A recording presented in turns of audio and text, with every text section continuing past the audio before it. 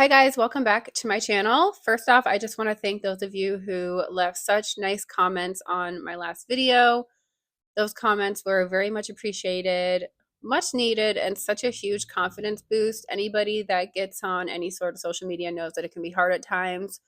So thank you so much for that. And I guess I'll just keep chugging along, making content when I can, and I'll obviously continue to be myself. Also, I want to welcome my new subscribers. As always, thank you so much for being here and just giving my channel a chance. I really appreciate you clicking that subscribe button, and I hope that you'll stick around. Anyway, guys, we all know that everybody perceives Gypsy differently. Some people view her as a victim, some people view her as a master manipulator, some people view her as both. Some people think she is the sweetest, kindest little girl, which she's not. Reminder, she's 32 years old, and at the time of the crime, she was 23. So just a reminder there. And then you have some people that just view her as a monster. I myself at one point viewed Gypsy as solely a victim. She could do no harm. She did no wrong. Uh, she did what she had to get out of the situation.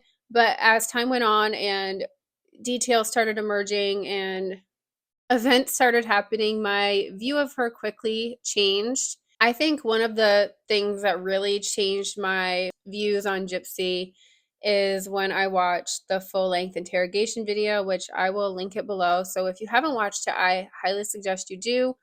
It's very long, but I think it's worth the watch. And I'm no professional or psychiatrist or anything like that, but I could just see her manipulative tendencies throughout the whole video and where she thought things were going. She thought she was going to get away with everything. You see, at first she's talking to some cop or bystander. I think he was a cop, waiting for the actual detective to come in to talk to her. And she was just kind of nonchalantly just talking about her life with her mother and how great it is, trips they've been on to Disney, Universal Studios. And then as the video goes on and she's actually speaking to the detective, at first she's pretending she knows nothing about it. But there's a slip of the tongue where she says something about her mother in past tense. So that, I think, told the detective she knows her mother's dead, which he already knew. And then as the video goes on, he keeps questioning her and she tells like partial truths, but doesn't tell him that she knew that the murder was going to happen. And so the detective, he holds his ground and he comes back again, and she's still denying the fact that she made the plan with Nick. But anyway, just check it out for yourself. You'll see what I'm talking about. Like I said, it's a long video, but definitely worth the watch. Another thing I feel like people should go look at, which I'll also have linked below, are the text messages between Gypsy and Nick leading up to her mother's murder. So these text messages are cringy as all hell. But there's details in there, such as Gypsy having these freakouts and not being herself, which are very telling to her, I want to say, mental health. And, you know, Gypsy always talks about her mother being bipolar and having mental health issues. Well, I guess she might be one and the same because of these text messages. Unless, of course, maybe it was just a ploy to manipulate things and change things up or talk to Nick a certain way. I don't know. Anyway, I just feel like it's important that people look at these details to really draw a conclusion of who they think Gypsy is. Now let's talk about present day Gypsy. I really feel like it's more than safe to say she hasn't grown a lot since 2015. I feel like prison didn't do what prison is supposed to do for her. Now, I know that trauma is very real and PTSD is very serious, very real, and abuse can have negative impacts on a person's mental health for years and years and years. I guess just with Gypsy's case, I don't believe all of the details. And the whole Munchausen by proxy thing couldn't really be proven because Dee Dee was dead. So I just have questions, I guess, and I think I've hinted at that in my other videos that I'm not like 100% on board with the whole storyline here. Anyway, prison didn't do what it should have done for Gypsy, and I think a big part of that is because she didn't take advantage of the resources in there, such as therapy, which I guess now she is in therapy, which is I guess good on her. And there is this TikTok live clip where she is talking about Ryan kind of being a trigger and reminding her of her mother. So let's just roll that clip here and then we'll share some thoughts on it. A lot of the things that come up that are triggers for me is tied to my trauma, obviously, but we've been able to like nail down what really is some of those causes and the root of it. So we know like people have different stages of their life that they grow from. So the way my therapist told me is that like my trauma, like my most damaging trauma happened when I was like 9 or 10. And so that explains why my personality, when I react to something, I don't respond, I react. So when I am reacting to a situation, there is 2, let's just say ages. That's how she explained it to me. There's 2 ages that I am. Because when you have trauma, you are stunted at the point in which that trauma happened. And so for me, it was 10. So when I react to a situation that I am triggered by, my 10-year-old self reverts back to that mentality of a 10-year-old. So some of the things that I say and do reflect someone much younger than my 32-year-old self. With also that being said, some other traumas happened when I was 16. So when I am reacting to a situation under stress or I feel controlled, that defensive, snarky behavior that wants to clap back, that wants to defend myself, that wants to say something sarcastic, comes out at that time. So, my therapist broke it down to where it's very enlightening of why in the show, like why Ryan and I would get into arguments, why I would say some of the things that I said to him. And it's because I'm reverting back to that mentality of that trauma. And so there was times that I told Ryan, like, you're acting like my mother, like, you control me, you're this, you're that. And yeah, I did call Ryan some things and point out those behaviors because I felt like those were triggering to me. So in the show, when I had grabbed my phone and we were arguing about me confiding in my sister about our sex life that wasn't going so well at the time, he got defensive. He started to argue with me. So I grabbed my phone, started recording. Because I knew in my head, I'm like, he acts one way behind closed doors and then another way when there's a camera on him. So I'm going to grab this phone and I'm going to have this as proof that this is how he's behaving. So I expressed that at that time, I'm like, you're telling me I can't talk to my sister about adult things that are woman things that I don't really want to talk to Christy about it. I don't really want to talk to my dad about it. So I want to talk to my sister about it. So I felt like confiding in my sister about those kinds of things was okay. And it wasn't until like I got home and I started to tell him a little bit more and he started to get angry. So I said, you're being like my mom. Like, you are telling me to not talk to family. That's exactly what my mom did to me. And, later in that week, I talked to my therapist about it. And I'm like, I said some things to Ryan in an argument. I feel bad for saying those things to him because I know he doesn't want to come across that way. I know he doesn't want to be compared to my mom. So how do I explain to him that when I feel triggered or when I feel controlled, that when I say you're being like my mom, and how do I not make that an insult? And that's when she started to break it down for me, and the psychology behind that. When Gypsy's talking about this therapy and she's talking about her age that she's stuck at, which is 10 and 16, it really confuses me because I thought she didn't know how old she was. So was she really 10 or was she 14? Because remember, they thought she was 19, but she was really 23.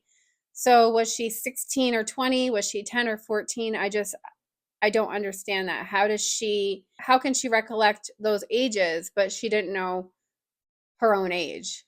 It's not making sense to me.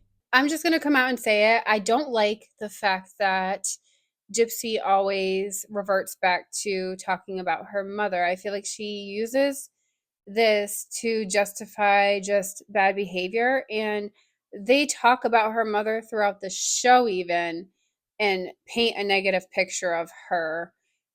And I don't like that because she's not here to defend herself now, is she? Her telling Ryan that he's being like her mother, in my opinion, is nothing more than a tactic to make Ryan feel bad and to make him feel like he's doing something wrong. In my honest opinion, I feel like Gypsy will take the therapist's words and she will twist it in any way she can to justify any of her actions. So, in the end, I don't even know if therapy is going to work for Gypsy because seeing how she is and how she's already twisting things to make herself feel better about her actions just tells me that I don't know if she can be helped, honestly. Also, I have to say that Gypsy wasn't just telling her sister about this very personal stuff. She was being filmed while talking about it. So that is what got Ryan upset. So she not only told her sister, but she also still told Christy and Rod and the whole world. Now, after seeing that clip, it was clear to me that Gypsy was only trying to make Ryan once again look like some monster and some control freak, when in reality, all he was doing is sharing that he was angry with her for sharing intimate details of their life. Also, this just tells us that none of Ryan's feelings were ever validated. If you look at their whole relationship, it's like Ryan had to walk on eggshells because at any moment, like he said, he could have hit a trigger. So that would be so tiring, and just nerve-wracking, honestly. Having to live like that, I just can't even imagine when you're with somebody that always feels like they're right and they've done no wrong and you just keep doing them wrong over and over again. That just gets to be old. And so after this episode aired, Ryan was on live and he actually brought up this part from the episode. So let's see what he had to say. Yeah, y'all see that during the fight where she pulled out her phone? Yeah, guys, we were having a discussion and she pulled out her phone, and that threw me for a loop. That I was in the middle of it, like, why are you filming me? Like, I couldn't believe that she filmed me in the middle of that. And now looking back, I get why she did it, because like she already had it in her mind, like her mind had already switched to leave. Like it was already like, oh, Ken single, like from that quote. So of course I was made out to be the bad guy from that moment. So there you have it. Ryan said it himself that this argument was started to give Gypsy a reason to leave him and to make him look like the bad guy. Also, I'm just going to say that in this situation, I would side with Ryan. I feel like his feelings were valid, and him being angry, I think he had every right to be, because me personally, I wouldn't want my intimate details shared for the world to see either. Ryan and Gypsy have obviously been doing a lot of TikTok lives, and they continue to talk about each other even though they keep saying they don't want to talk about each other. It just continues on. And I found it interesting, this one clip where Ryan is talking about Gypsy's voice and how she changes it, makes it higher when she really wants something. So let's check that out right here. Let me tell y'all something about Gypsy. I will say y'all this before I leave. Gypsy turns on that voice when she's wanting something bad. That voice does come on. She lays it on thick, which I always thought was so cute. Like, you know, when she wanted something, she would throw that voice on. And her voice stayed the same. I mean, it's nothing that was different, but it's like when she wanted something more, she'd hit that voice and knew that it got me. You know, she knew what she was doing. Guys, I know y'all don't, I know y'all are like it's baby talk or anything, but she didn't like baby talk with it. It would just, I don't know, like, guys, she knew I love her voice. She knew I loved her voice. So, guys, y'all can call me weird for that. I thought it was unique. Like, I will tell y'all this, for a person to grab my heart, they have to be really unique, really different. And that's one thing about Gypsy that I always loved. I always felt like she was one of a kind. I don't understand how Ryan can love her voice, but I just found it interesting that he brought this up as this being a way for Gypsy to get her way, because I definitely have seen her voice change in different situations, whether it be an interview or if she's on live or talking to somebody like Ken, or when she talked to Ryan when she wanted to get her way. Like, I definitely saw that. So I just found that interesting. Now, there was also an incident where there was a post, I guess, on Facebook that said it looked like it was Gypsy saying she had to kiss the frog before getting to her prince, and it was a picture of her with Ryan and then her with Ken, insinuating that Ryan was the frog. And so naturally that made Ryan upset. So he called Gypsy from, I guess, a friend's phone, and he was upset because he thought she had posted it, but she denied those claims. Anyway, this conversation between Gypsy and Ryan led to Ken taking over Gypsy's cell phone and, I guess, getting into an argument with Ryan. So we're going to watch what Gypsy had to say about the situation and then what Ryan had to say. And he's like, that post of life with Gypsy Rhodes or something like that. And he was talking about that picture that's going viral, that it did not come from my account. I didn't post this picture, but it was a picture of me and him side, like, together, and then a picture of me and Ken. And it said something to the fact that I had to kiss a frog to get to the prince or something. I did not write that. I may have not been respectful in certain areas. I may have not always been that thoughtful of how things would appear to him when posting pictures of me and Ken. But the last thing I'm going to do is be cruel. I might live my life and enjoy my time with Ken and my relationship with Ken, but I'm not going to be cruel to Ryan. And I'm not going to ever say anything like that about him. I'm just not. I'm not going to be disrespectful. And so when I told him that that was not me that posted that, he calmed down. He was chill.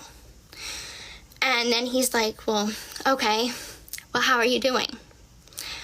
And I'm like, I have got to go. I'm eating dinner.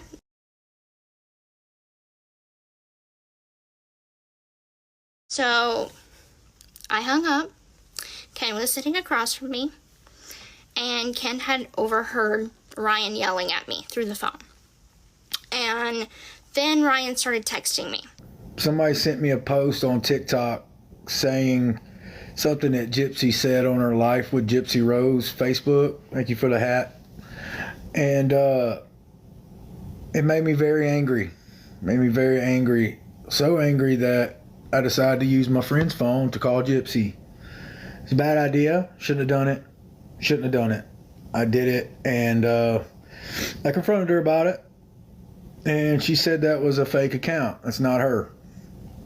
She said it's a hate group account. So those are the ones that's, I think, has been putting the prince into a frog thing. It might not be. It might be her doing that too. But so I confronted her, and then she said it wasn't her. So and then I said, okay, cool. And I said, because I don't say anything negative about you. And sent the duck. Thank you, Carolyn.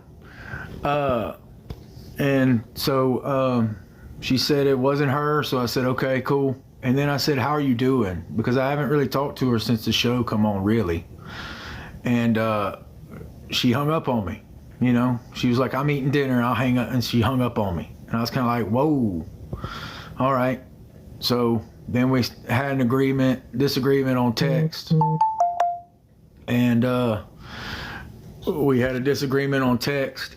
And next thing you know, I started arguing with Ken over text. Like, why would he grab her phone, number one?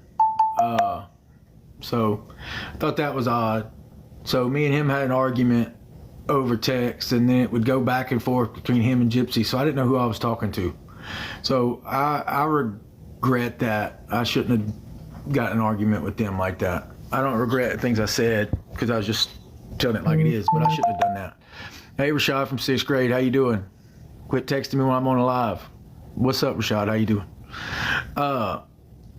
So I shouldn't have done that. So just gonna say, sorry, Gypsy, for getting an argument with your boyfriend over text. Stupid. Yeah, I shouldn't have done that.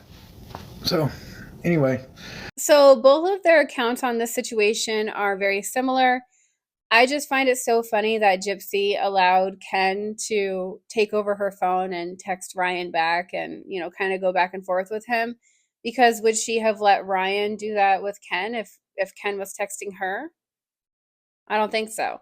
At the end of the day, Gypsy loves these two men fighting over her, in my opinion. And she's going to continue on with this drama as long as she can.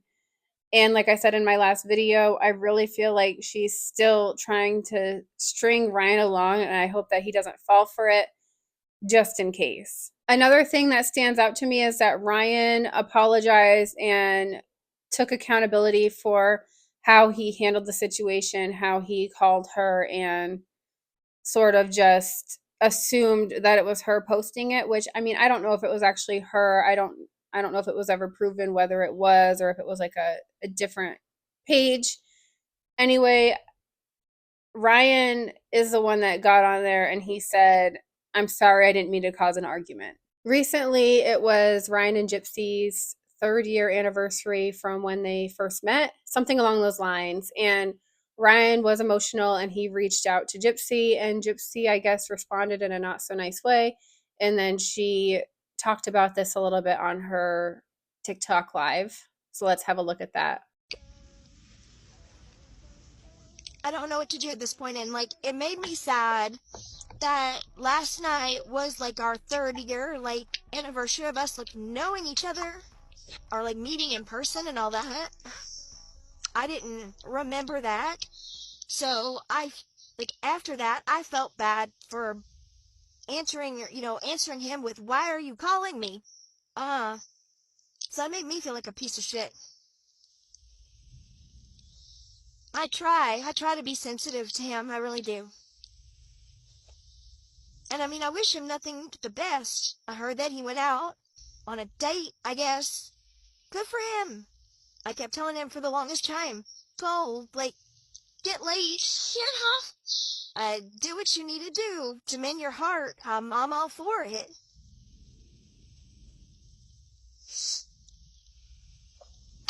And I'm totally fine with him doing lives. There's some things that I feel like if you're gonna talk about your life, talk about your life. Don't talk about me.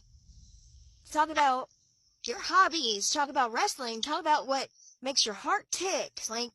Make it your life. Don't make it all about me. So Gypsy acknowledges that maybe she came down too hard on Ryan when he reached out to her. And I have to say, she gets emotional and she cries, but I never see any tears. And that just makes me feel like she's only doing this to save face because she knows that Ryan is doing his lives, which she doesn't like, by the way. And he's been spilling some details, telling his side of things. And so I just feel like she's trying not to look bad, which she's already showed her true colors by running off with another man while still married anyway. So Ryan, like I said, has been doing lives, and Gypsy doesn't like that. And Ryan talks a little bit about that here. Apparently she doesn't like me doing lives. She did mention that to me on the text. She doesn't like my lives. I've watched a couple of Ryan's lives, parts and pieces, and I have not once heard him bash Gypsy. And I've heard him say repeatedly that he's not going to be bashing Gypsy. Has he joked around and called her a bop and reminded Ken that he's the one that bought glasses for Gypsy that Ken thinks she looks sexy in? Yeah, and do I feel like he has every right to do so? Yeah, I feel like it's kind of his way of dealing with the trauma that Gypsy has caused Ryan to have. So, Gypsy always using her mom as an excuse for her actions only gives Ryan now the right to use Gypsy as an excuse for his actions, in my opinion. What is up with this double standard where Gypsy's a victim, Gypsy's hurt, everybody has to tiptoe and walk on eggshells around Gypsy, and Ryan can't share his feelings and have his side known when she's the one that hurt that man. So she has no right to come out here and tell him what and what not to say on his lives and what not to share. He has every right to share his side, and I hope that he continues to do so. And I'll never understand why we have people fighting over Gypsy to begin with, but this is where we're at, guys. Anyway, I just want you all to share your thoughts and opinions in the comments below. Let me know what you think of all of this, and I'll be back with another video very soon. Thank you so much for watching. Bye.